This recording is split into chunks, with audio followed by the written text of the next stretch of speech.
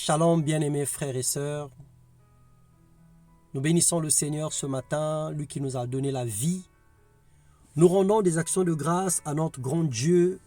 Nous le louons et nous le bénissons pour sa fidélité. Lui qui fait des merveilles en chacun de nous.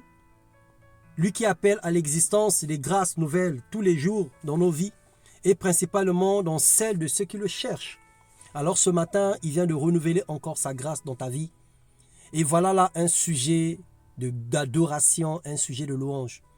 Ce matin, nous allons partager sur un thème. Tu as besoin de Dieu pour avancer dans ta vie. Parce que sans Dieu, tu ne peux rien. Et nous lisons dans Jean 15, le verset 5, la deuxième partie. Celui qui demeure en moi et en qui je demeure portera du fruit en abondance. Car sans moi, vous ne pouvez rien faire, dit la parole de Dieu. Le vrai problème de l'homme, c'est le blocage spirituel. Les forces de ténèbres se liguent contre toute réussite et épanouissent. Que nous soyons responsables ou pas. Parce que le but du diable, c'est de nous freiner, de nous arrêter, de nous empêcher de connaître notre Dieu véritablement. Nous connaissons tous sans exception des situations difficiles. L'argent procure certes un calme, mais l'argent ne sauve pas. Même dans le meilleur hôpital du monde, les gens meurent.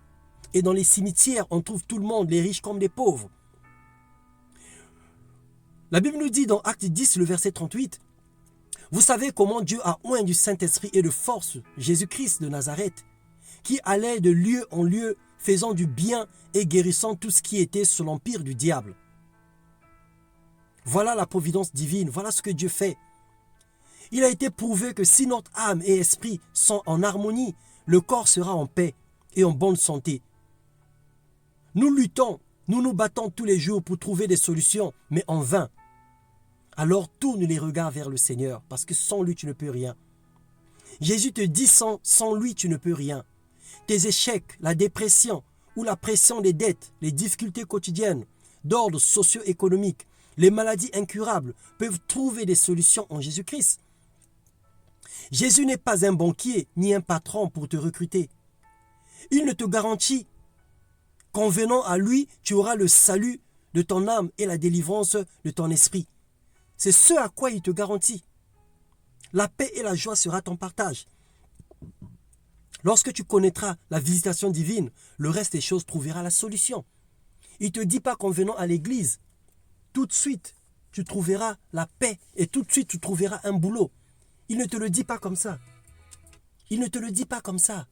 Il ne te promet pas qu'en venant prier tous les matins, que tu vas avoir le meilleur homme du monde ou la meilleure femme du monde.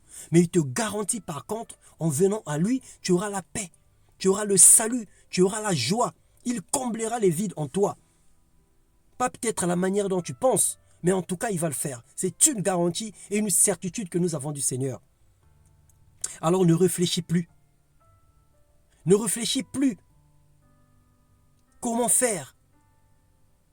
Réfléchis plutôt avec qui marcher pour pouvoir conquérir ou pour pouvoir gagner des combats. Je ne sais pas quel Dieu est-ce que tu pries. Je ne sais pas en qui as-tu cru, mais je te propose d'essayer avec Jésus. Invite-le dans ton cœur, expérimente sa grâce et son amour, et tu verras de quoi il est capable, dans le nom puissant de Jésus. Que le Seigneur vous bénisse, excellente journée. Amen, amen.